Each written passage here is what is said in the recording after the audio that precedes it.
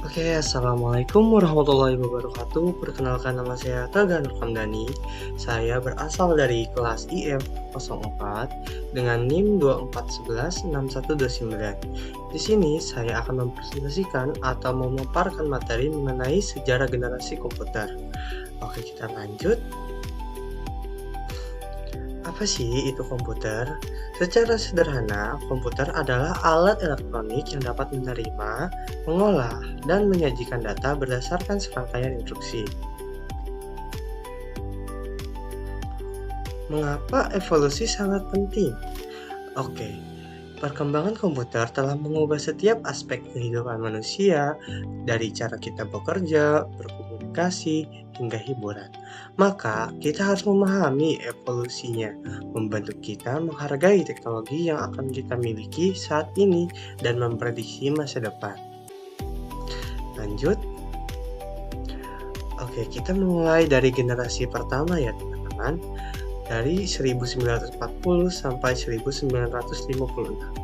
Komputer generasi pertama yang berlangsung dari tahun 1940 hingga 1956 ditandai oleh penggunaan tabung hampa vacuum tubes sebagai komponen utamanya.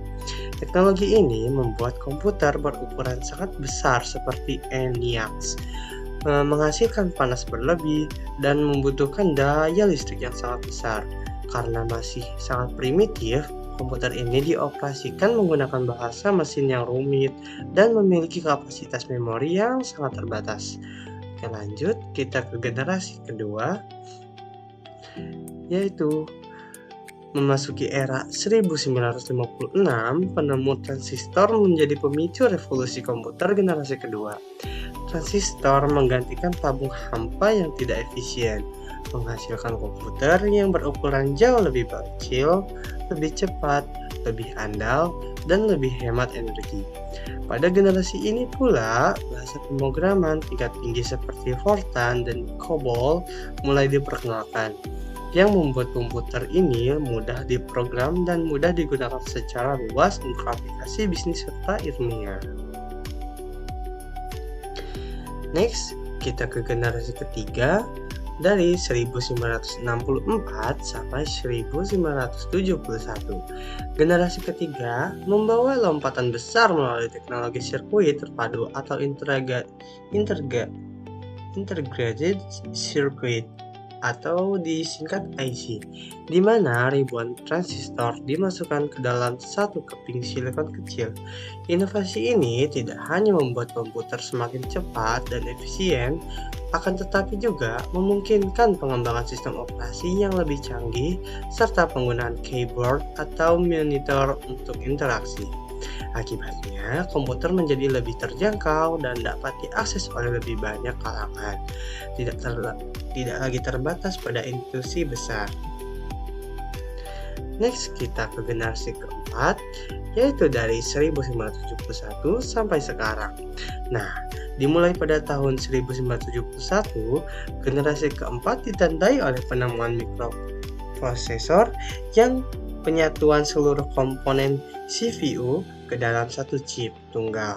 Teknologi inilah yang melahirkan era komputer pribadi atau bisa disingkat PC, yang memungkinkan komputer untuk pertama kalinya dimiliki oleh individu.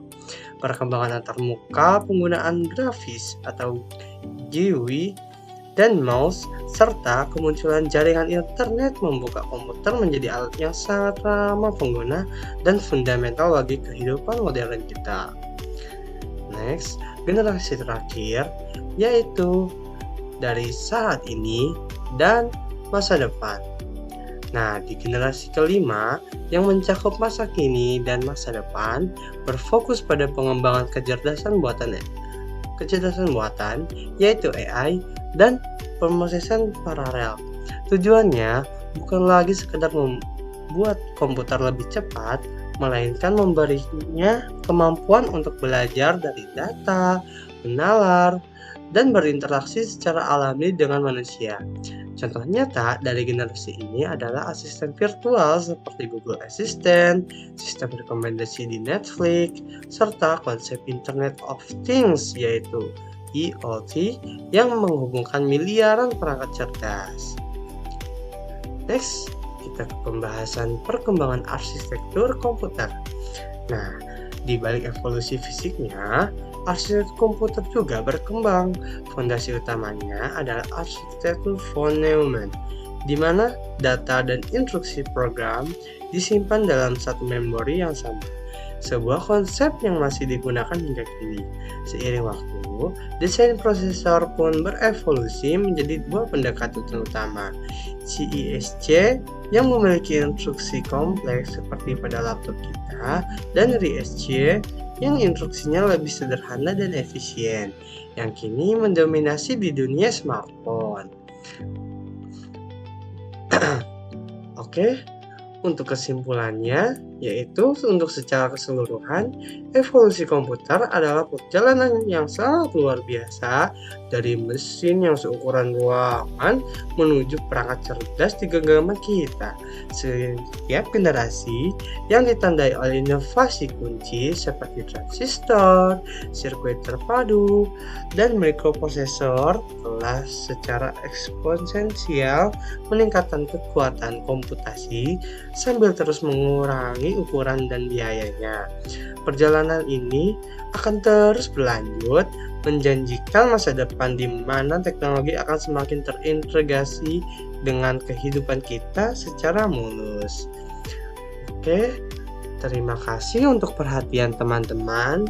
Mohon maaf bila banyak kesalahan. Wabillahi taufiq wal hidayah. Saya Tiga Nur Hamdani izin pamit undur diri. Assalamualaikum warahmatullahi wabarakatuh.